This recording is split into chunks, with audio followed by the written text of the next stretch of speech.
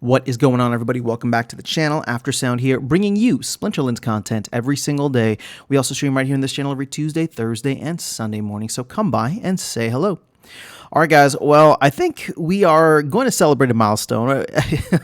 let me just say that the title of this video, I apologize for misleading you. We are not quite at 3%, but we are so close. As you can see here, we are on the cusp of 89 million SPS burned, and 90 million SPS burned is 3% of the entire supply. Right? We've seen 26 million SPS get burned for DEC. Over 23 million, I think, was burned in the last couple of weeks here. And that 23 million is close to 2% of the actual circulating supply right now, right? The 1.1617 billion-ish or so that we have. Obviously, there's still a lot more to go. We have not minted 58%, almost 58% of the entire 3 billion supply. But on the whole, I think it is significant to look at this on a long enough time scale and consider the fact that we've burned 3 million SPS, right? Now, 3% of SPS, almost 90 million. Now, 2% of that SPS came from the node licenses. So that happened a while ago, right? Almost a year and a half ago at this point. Whereas what we're seeing now is higher demand for DEC, and then the flywheel action that was taken, or the flywheel mechanic, I should say, that was put in a year ago, or a little bit over a year ago, and then of course has been starting to really catch some traction and momentum over the past couple of weeks. And I don't think that it's going to stop quite yet. Obviously, with land coming online, we're now 846 million, so we're past 10%, maybe 12% of land utilization. I would expect that to grow over time, as especially once the Land 2.0 white paper comes out. And then, of course, Rebellion. The general sale for Rebellion is going to begin very soon. And while there are almost 500,000 packs available and currently circulating, right, 492 is what we sold during the pre-sale.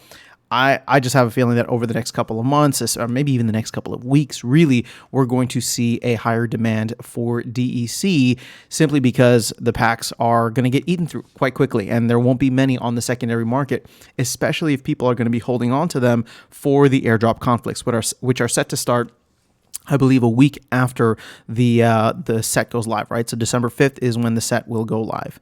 Now, the implications of this, I think, are pretty large, right? We've burned 3% of the entire SPS, allocation or distribution that is planned. I would say we're closing in on like 1% of that being done just here in the last couple of weeks with the launch of Land 1.5, with the launch of the Rebellion presale.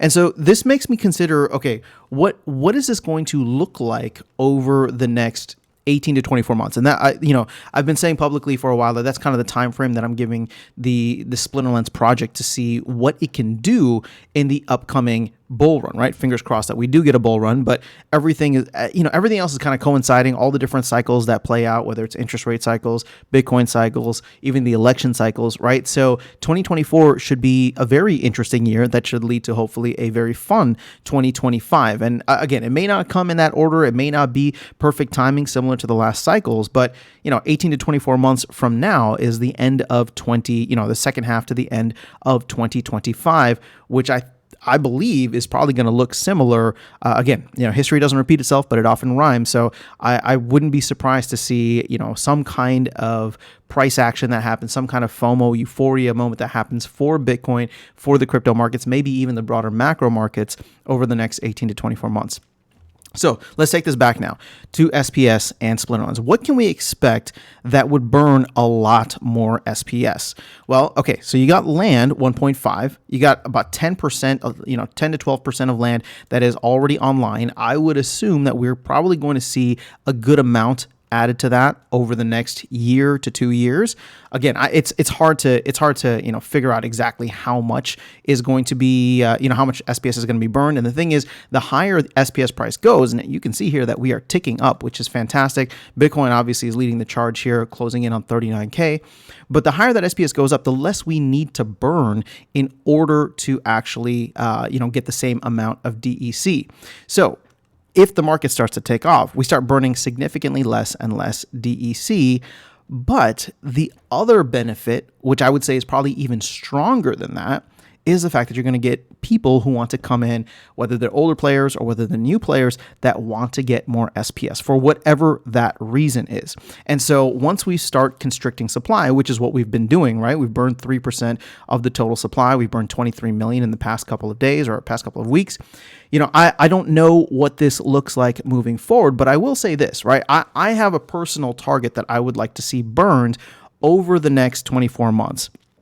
And, that's going to come from hopefully LAN 1.6, LAN 2.0, the Rebellion general sale as it goes through the rest of the year, hopefully a mini set, hopefully some promo cards that the team plans on doing. Soul Keep is another part of that. But my goal, what I would like to see, and this is purely because I like round numbers, but also it makes it easier to determine the overall market cap of SPS if we can figure out, where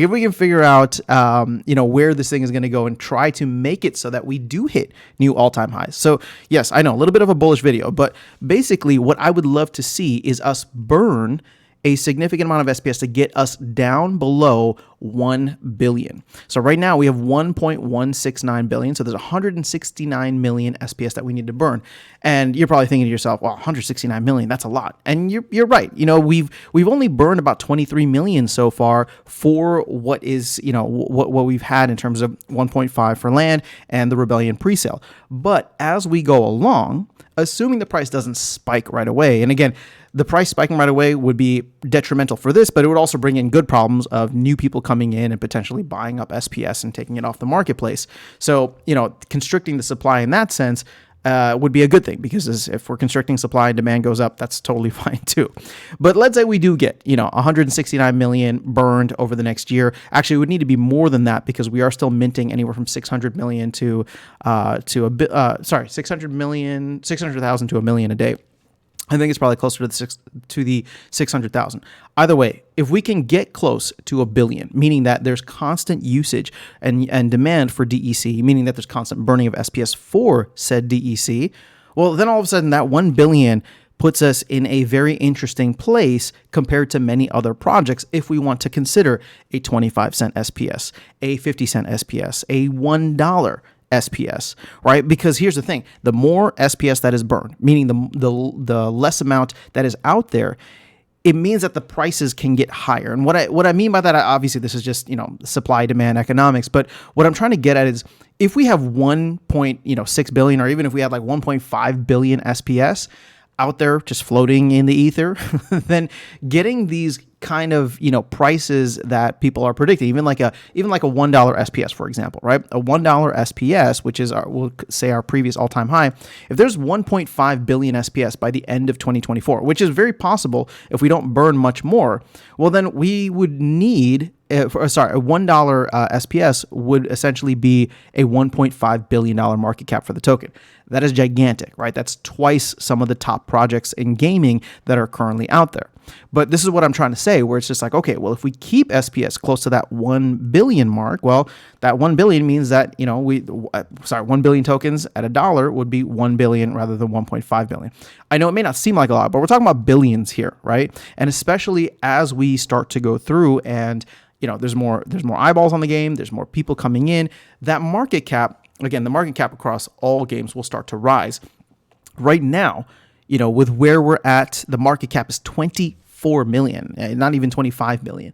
So to think about going like essentially like a 40x from 25 million to a billion seems kind of crazy, but it gets easier the less tokens that there are out there. And that's obviously the beauty of the flywheel, right? The more tokens we burn because there's demand for DEC, well, then the higher the price can technically go without impacting the market cap, right? Because at the end of the day, yes, price is cool, but market cap is really what's going to determine how much value is in this project. And I don't mean that in the sense of like, the market cap dictates it. I'm just saying the market cap represents how much money is willing to like flow into this project. Because again, in 2021, the market caps of some of the projects out there that didn't have a working product, that didn't have a game, that was just promise and hype and hopium, I mean, the market caps were ridiculous, right? In the billions of dollars for some of these projects. So I would say if we were to get back to that time, I don't think anything's really going to be like 2021, but if we do get back to a similar kind of euphoria, market bullishness,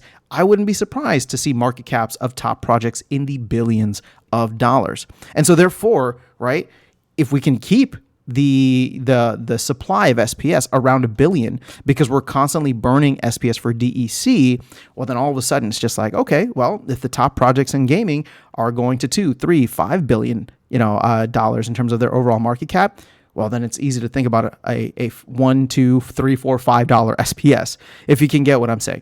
Now, again, this is all super bullish. This is all super speculative. I'm not telling you to buy SPS. In fact, I'm not even buying SPS myself. I am playing the game. I'm earning it by playing and enjoying. That is the beauty of play to earn for me. I already own the assets, the cards, land, all that stuff. So, at the end of the day, I have no idea where the price is going to go, but I am watching how much we're burning so that we can really try to hone in on a market cap that is reasonable and creates a very highly priced individual token value. So if we can get there, that'd be awesome. Again, this is going to play out over the next couple of years, maybe even longer than that. But I'm excited, obviously, as you can tell, with the bullish video. But let me know your thoughts in the comments below. Do you think that we've burned a lot? Is this significant or insignificant to you? Or do you think that we need to do a lot more, or we're going to do a lot more? I would love to hear your thoughts in the comments below. Otherwise, I'll catch you all in the next video and see you around the game. Take care.